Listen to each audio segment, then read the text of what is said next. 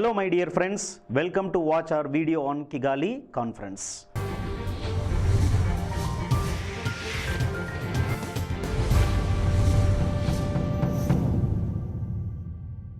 Now what is this Kigali Conference all about? Kigali Conference is related to Montreal Protocol. 28th meeting of parties to the Montreal Protocol took place in October 2016 at a place called as Kigali, which is present in Rwanda. Now you have to look at where this Rwanda is present in Africa. See, Rwanda is present here. It is present here. You can see the green color is Rwanda, and Rwanda is boundaried by, you can see, Democratic Republic of Congo. Then you have Burundi, you have Tanzania, and you also have Uganda. Rwanda is present in Africa, and here where you find Kigali, where only the meeting of parties to Montreal Protocol took place in October 2016. Now what is this Kigali Conference about? We have said it is about Montreal Protocol. Now what is this Montreal Protocol? Montreal Protocol is related to protection of ozone layer. In 1985, countries adopted Vienna Convention for the protection of ozone layer. And to operationalize this Vienna Convention, Montreal Protocol of the Vienna Convention for the protection of ozone layer was signed in 1987 and it came into force in 1989. What is this ozone? Ozone is nothing but an allotrope of oxygen. It is O3. And this ozone is present in the stratosphere. You can see the stratosphere is 15 to 30 kilometers above the earth, and the importance of the ozone layer present in stratosphere is filtering of the harmful ultraviolet radiations coming from the sun. Close to 10% of the solar radiation consists of ultraviolet radiation. There are three important ultraviolet radiations. You can see this: UVA, which is having a longer wavelength, 315 to 400 nanometer. UVB having a wavelength of 280 to 315 nanometer, and UVC having a wavelength of 100 to 280 nanometer. Out of all these things, UVA, even though we are exposed to large quantities because of its longer wavelength, it is harmless. So it is not going to cause any bigger problem to us. The main problem lies with UVB. 97% of the UVB is filtered by the ozone layer present in the stratosphere. 3% of the UVB penetrates through the ozone layer, and we are exposed to this 3% of the UVB, which is causing innumerable damage to the life forms. For instance, this UVB is causing skin cancer, the wrinkling of the skin, the tanning of the skin. It may even cause blindness.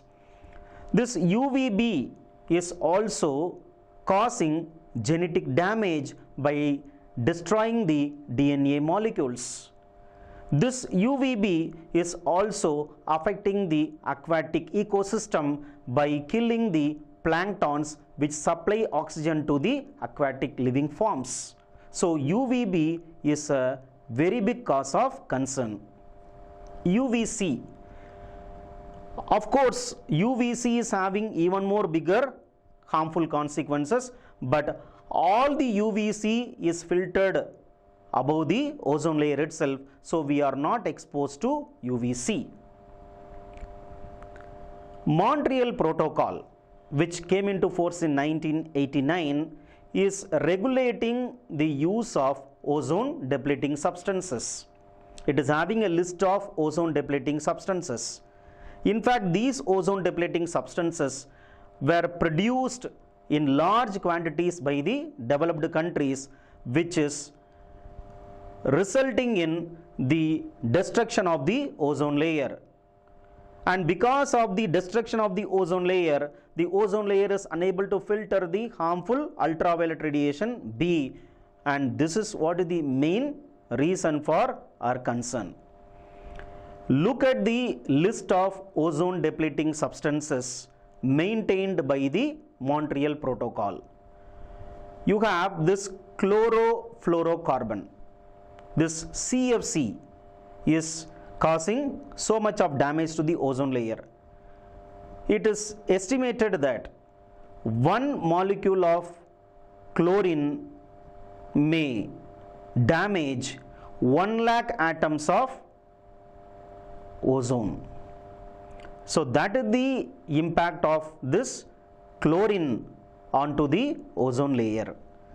You have halons, you have carbon tetrachloride, methyl chloroform, hydrobromofluorocarbons, hydrochlorofluorocarbons, methyl bromide, bromochloromethane, and Kigali Conference was inserting into this list a new substance called as hydrofluorocarbon. So this is what was added by the Kigali Conference, hydrofluorocarbon. We should know that hydrofluorocarbon is a family consisting of 19 substances. 198 countries who met in Kigali accepted the inclusion of this HFC into the list of ozone depleting substance maintained by the Montreal Protocol. But not all the 19 gases, only one variant of HFC, that is HFC 23, is what is going to be reduced according to the agreement made in the Kigali Conference. HFC, basically speaking, is not an ozone depleting substance, but however it is having so much of global warming potential. In fact, HFC was used as an alternative to ozone depleting substance, but it is found that HFC is having a global warming potential which is 14,800 times more than that of global warming caused by the carbon dioxide. HFC 23 is a byproduct of HCFC 22 or R22, which is used commonly as a refrigerant. In Kigali Conference, which was agreeing to include HFC into the ozone depleting substances, they have agreed for a freeze year and baseline.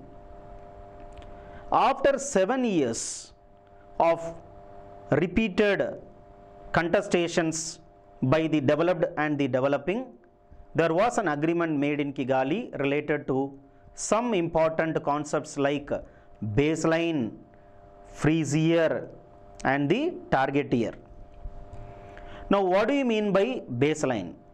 Baseline is the time period to calculate the average consumption of HFC, so that the countries will be able to reduce from that average consumption level. Different targets are given for different countries. Developed countries are given a baseline of 2011 to 2013. China is given a baseline of 2020 to 2022. India is given a baseline of 2024 to 2026. Let us take an example about this baseline. Baseline for India is 2024, 2025 and 2026. What is the average consumption of this HFC in this 2024, 2025, 2026 should be calculated, and from that we should be readying to reduce. Say for example, we have consumed 100 tons of HFC in 2024, another 100 tons of HFC in 2025, and another 100 tons of HFC in 2026. Now calculate the average. It would be 100 tons. So 100 tons is the average consumption of HFC of India, and we should be able to reduce that by a particular percentage. What is the percentage reduction? Look at this last line. Developed countries should reduce by 85%. China should reduce by 80%. India should reduce by 85%. When we should start reducing? So the time at which we will start reducing the production as well as consumption of HFC is called as freeze year. Developed countries have a freeze year of 2019, China 2024 and India 2028. Remember, the developed countries and developing countries were having contestation on this. India wanted the freeze year to be 2031, whereas the developed countries wanted India to have a freeze year of 2021, and somehow a compromise was arrived at, and we are ready for 2028. So from 2028 onwards, we will be reducing cumulatively by 85% the average consumption which we made during the baseline year 2024 to 2026. Now India's commitment should start by 2032. 10% will start by 2028, and we should reduce by 10% in the target year 2032, 20% by 2037, 30% by 2042, and finally 85% by 2047. So if we assume that 100 tons of HFC is consumed by India in the baseline period, we should be reducing it from 100 tons to 15 tons, so that we will be able to reduce HFC by 85% by the year 2047. Now what is the impact of this HFC reduction? The HFC reduction of India would be equivalent to 1/6 of the thermal power stations shut down. So that is the impact. It is equivalent to 1/6 of the thermal power stations shut down in India. By 2050, HFC would account for 5.4% of global warming. Now what is the cost involved in the implementation of this Kigali Conference? The cost would be close to 1.1 lakh crore. India will have to spend some 1.1 lakh crore to implement the Kigali Agreement. But we need not bother, because that there is something called as Multilateral Fund for Montreal Protocol, which will fund India.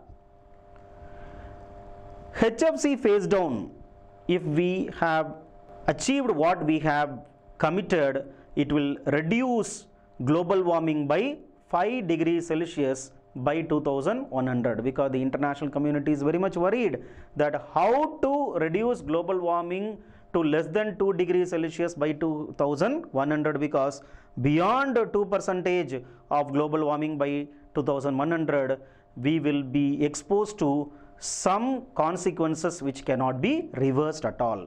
Now when this Kigali commitment will come into force? It will come into force only on 1st January 2019, when it is ratified by at least 20 parties to Montreal Protocol, or when it is ratified by 20 parties to Montreal Protocol, then only Kigali Agreement will come into force.